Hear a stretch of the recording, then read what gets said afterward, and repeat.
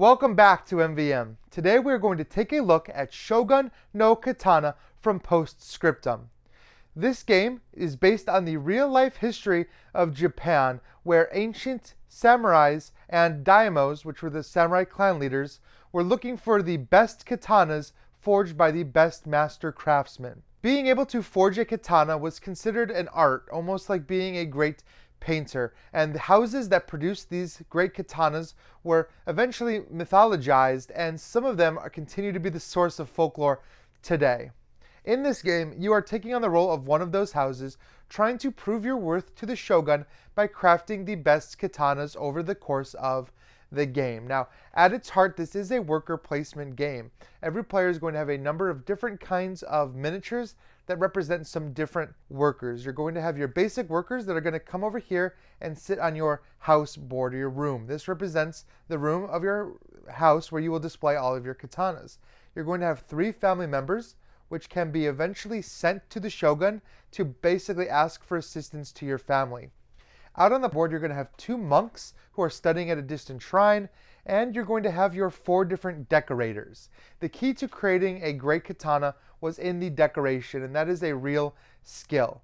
Now, there are 4 different types of resources in the game, and you're going to see them represented right here: lacquer, wood, steel, and stingray leather. Over the course of the game, you can actually upgrade these resources by decorating them, and you'll see here just a better version of those cubes.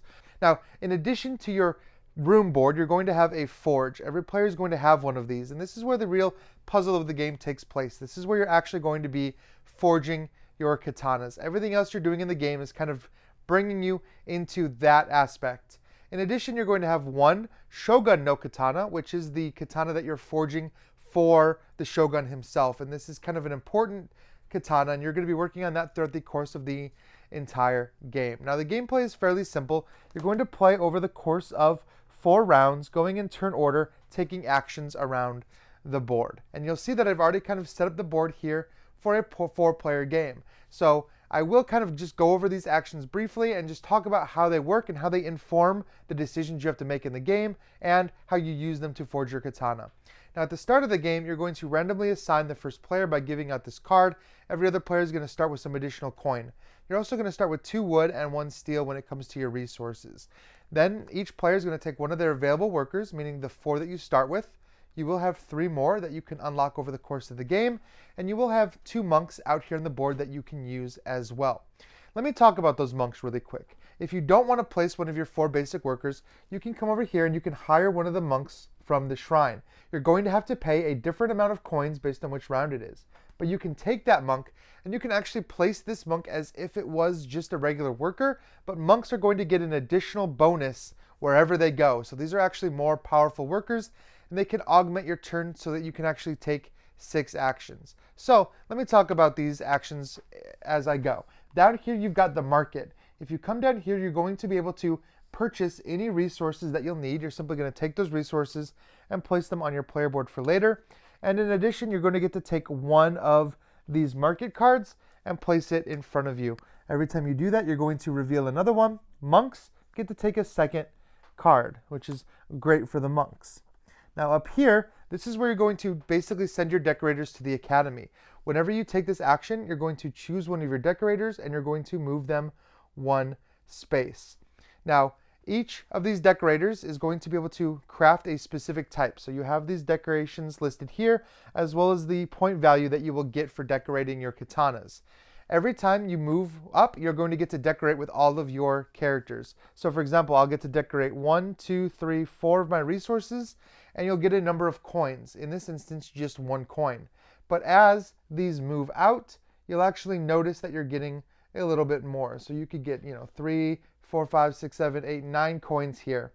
Now the key to this action is after you go, every other player that's out here on this board is going to get to craft a decoration with 1 of their decorators. So the green player can craft a steel decoration and get 3 coin here from that spot. Down here, you have the Shogun's Palace. You can actually take your family members and send them to the Shogun's Palace to ask the Shogun for help. Every time you take this action, you're going to get to trigger all 3 of your family members and get all of the bonuses that they have for their tiles. Of course, you can freely rearrange these every time you go there. Now, the Shogun cannot be seen to show any kind of favoritism. So if other players have family members out on the palace as well, when you trigger that action, the Shogun will give each of them a bonus for one of their family members they have to choose. Right here in the middle, you're going to have the spot that lets you take the first player marker and get 4 gold. If you go there with a monk, you're going to get to take some extra benefits. Now, let me talk about the last space, which is kind of the meat of the game. And this is where you're actually going to go to commission your katanas. Each one of these groups of katanas is centered around a stack of Daimyo cards. This represents that clan leader that's going to commission the sword from you. Every one of these swords has a few things in common. You're going to see a number of victory points. You're going to see a number of coins that you'll get ahead of time because they are paying you for that commission. And you'll see a strength of the katana that you're building. In addition, you're going to have a bonus card that's given to you from the Daimyo. And you're going to see that each one of these is a member of a clan. When you take a katana tile, you're going to grab it and place it in front of you. Now you're going to notice that each one of these katanas requires a different number of resources to forge. You're going to look at whatever resource is to the left. So first of all, this one needs a lacquer before anything else.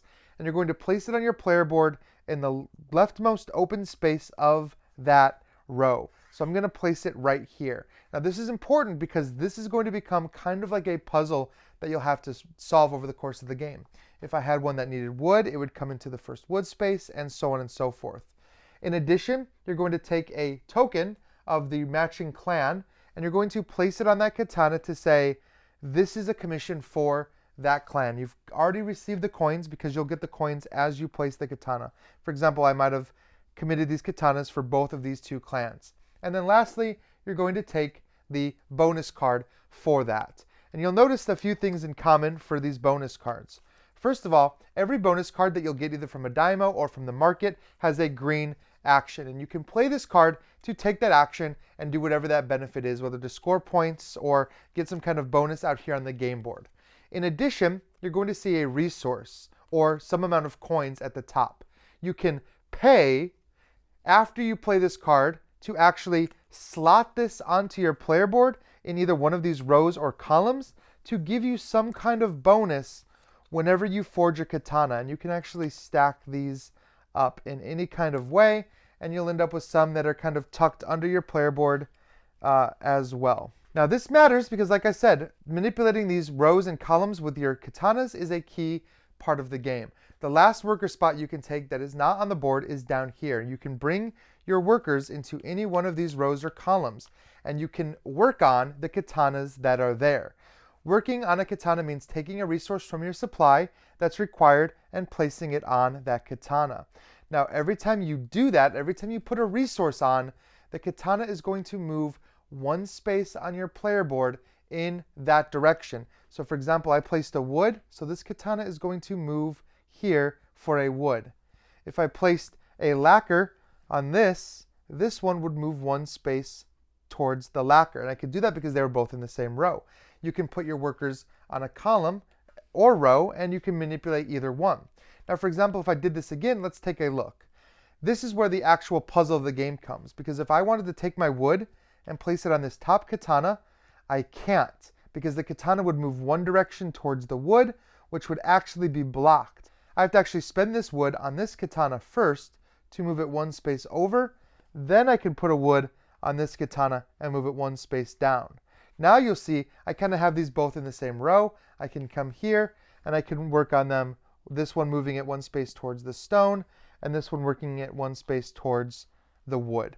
Now, over the course of the game, as I'm doing these actions, I can decorate these. I can actually take some of these basic resources and replace them with the decorated versions whenever I take that action.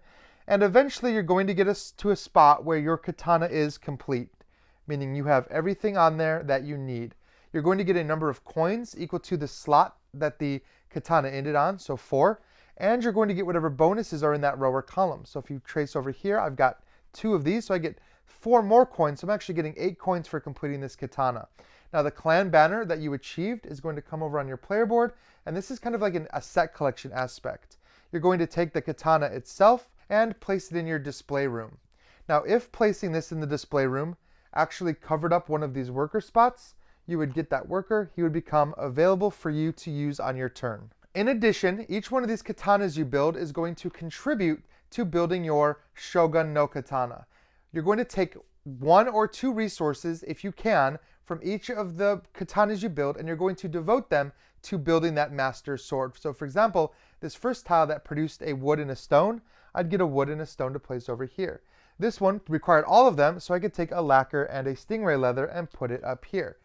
And you will keep doing this over the course of the game.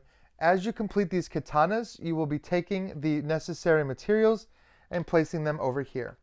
As soon as you have all of the different resources, you can decide to commit your Shogun no Katana to the forge. However, you don't have to do it immediately.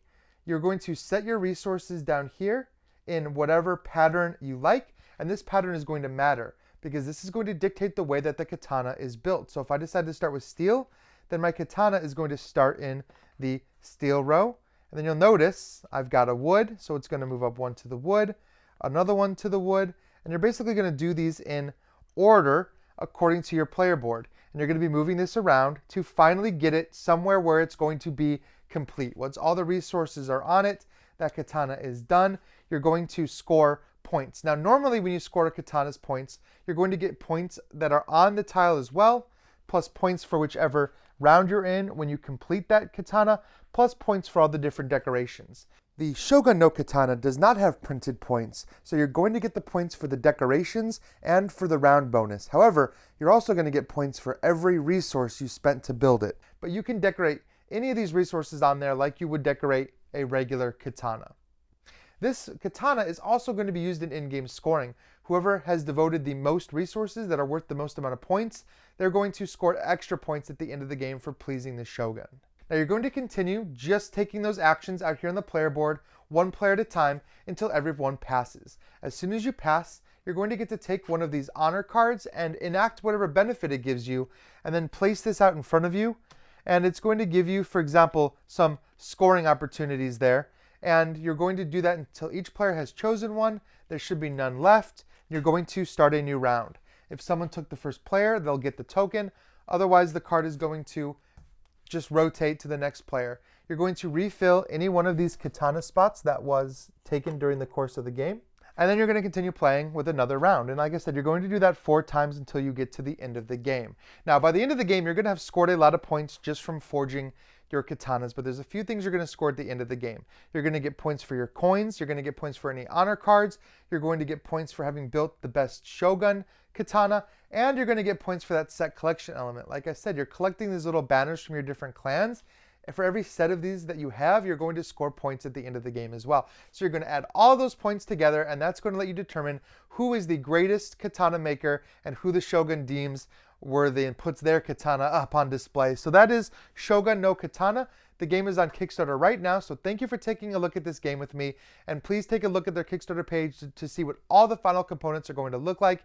And as always, thank you for liking, subscribing, and following us here at MVM, and I will see you next time.